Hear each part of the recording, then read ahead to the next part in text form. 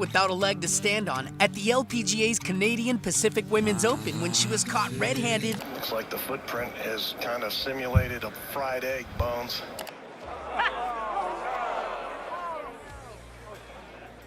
Golf is supposed to be a game of honor, where players call penalties on themselves, and winning means playing fair.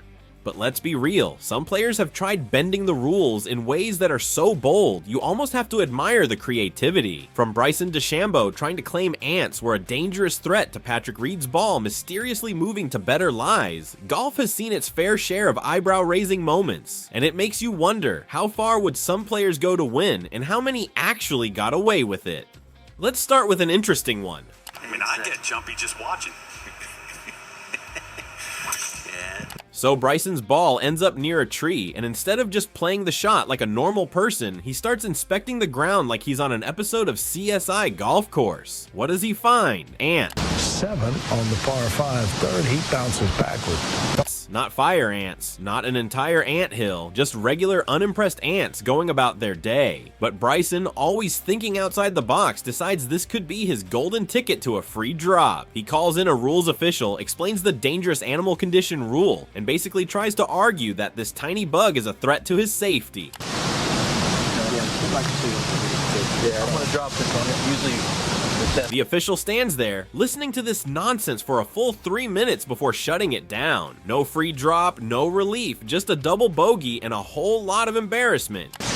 Regardless anyway, but it's not an animal. If Bryson thought those ants were dangerous, they weren't nearly as brutal as the internet's reaction to this. Next is Colin Montgomerie's Jakarta Gate scandal. I would think the safest shot at this stage for Monty would... So Monty's playing in the Indonesian Open, everything's going fine, and then the weather decides to ruin the day. Play gets suspended, players leave, and when they come back, Monty's ball in the bunker is not quite where it was before. Get out of here if you're Colin. Well, I think I agree with Mark 100%. It's still in the bunker, sure, but in a way, friendlier spot. Nobody says anything at first, but the cameras don't lie. When the footage starts making the rounds, people start asking questions, and suddenly Montgomerie, one of golf's biggest names, is at the center of a mini scandal. He never gets officially penalized, but he does donate his entire tournament winnings to charity, which is either a super nice gesture or the golf equivalent of saying, nothing happened, but here's some hush money.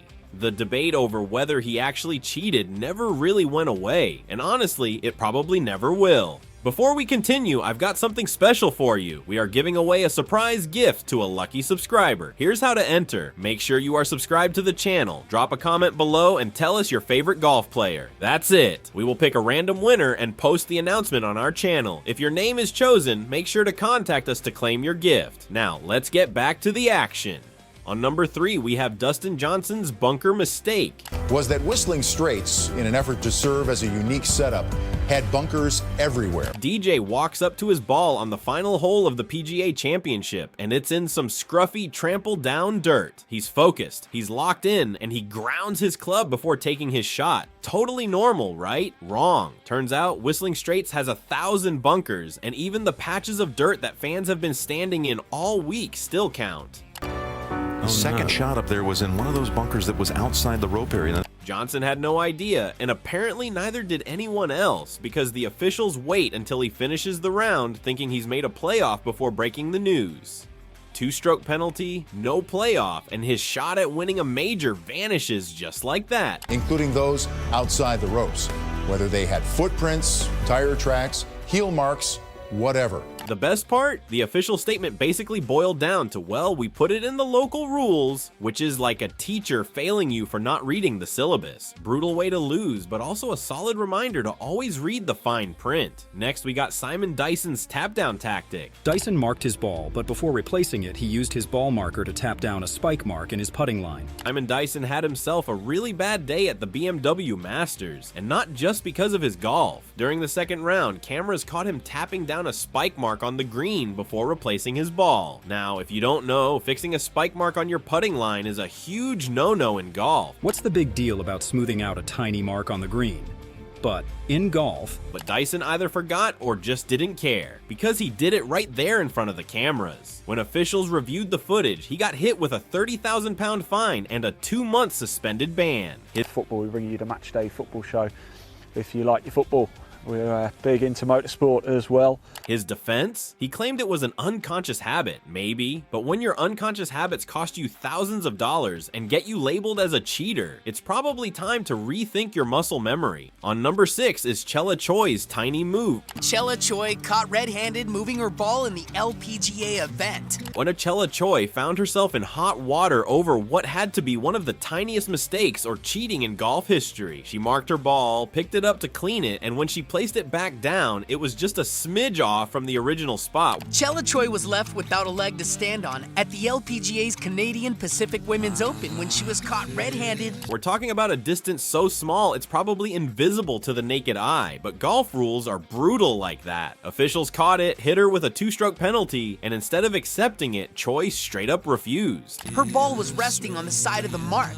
After picking up her ball, she then replaced it on the left side of the marker. She argued her case but ended up disqualified. Maybe it was pride, maybe frustration, or maybe she just thought the whole thing was ridiculous. And honestly, who can blame her? Missing the cut because of a microscopic ball movement feels harsh, but rules are rules. And in golf, even half an inch can cost you the whole tournament. Definitely not her finest moment. On number 7, we have Lexi Thompson's viewer email drama. Then picking it up.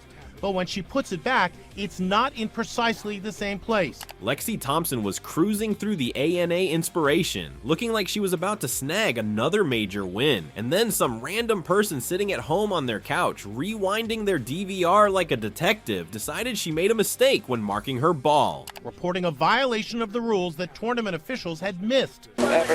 That's just ridiculous. They shot off an email to the LPGA, and the next day, Lexi got slammed with a 4-stroke penalty. 4 strokes. For a tiny ball move that probably didn't affect the shot at all. She went from leading the tournament to losing it just like that. Look, it's about an inch closer to the hole. The worst part? The penalty hit the next day, long after she'd signed her scorecard. Seriously, how is it fair that some stranger with too much free time can decide on a tournament from their living room? Lexi's face when she found out said it all. This wasn't just bad luck, it was straight up heartbreak. And how can we miss this one? Patrick Reed's waist bunker scandal. Reed and that footprint. Looks like the footprint has kind of simulated a fried egg. It's not a Patrick Reed highlight reel unless there's a little controversy, and this one? Classic Reed. During a practice swing in a waist bunker, Reed was caught moving sand behind his ball. Not just once, but twice. Slope or something, will it roll all the way back to the sand again? It shouldn't. It shouldn't have enough momentum to get this. That's a huge no-no in golf because it improves your lie, even if it's unintentional. Officials handed him a 2-stroke penalty, and naturally, the internet lost its mind. Other players weren't exactly quiet about it either. Brooks Koepka even joked about Reed building sandcastles. He's gonna make a huge backswing and not much of a follow-through. Reed of course played it off, but at this point, his reputation kind of speaks for itself. Whether it was an accident or not, when your name keeps popping up in rule-breaking conversations, it's hard to convince anyone you're just misunderstood. On number 9, we have Michelle Wie's hazard slip-up. A 2-stroke penalty knocked her out of contention, leaving her with nothing but frustration. Michelle Wie was on a mission, going for a heroic shot that involved wading into a water hazard. She steps in, goes for it, splashes the ball out. It wasn't perfect, but it was gutsy, and fans loved it. Then disaster. Haven't seen many right of the hole. After the shot, Wie accidentally grounded her club in the hazard, and just like that, she was hit with a penalty. It was one of those brutal moments where you don't even realize you've done something wrong until it's too late.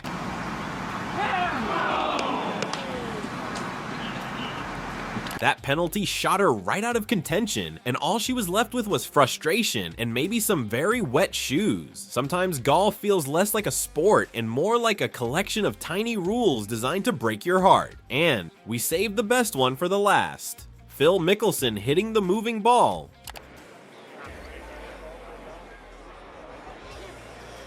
Phil Mickelson did something that had everyone questioning whether they just saw a professional golfer lose his mind. On the 13th hole, he hit a putt that was rolling way too fast. It was definitely heading off the green. So, what does Phil do?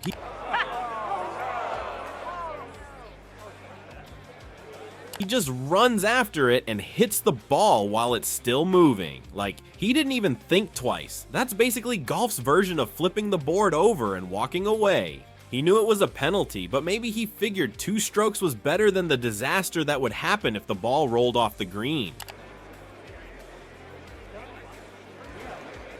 Fans and players were stunned, commentators were losing it, and Phil, he just laughed it off like it was no big deal. Some people thought it was disgraceful, others thought it was genius. Either way, it was one of the most, did that really just happen?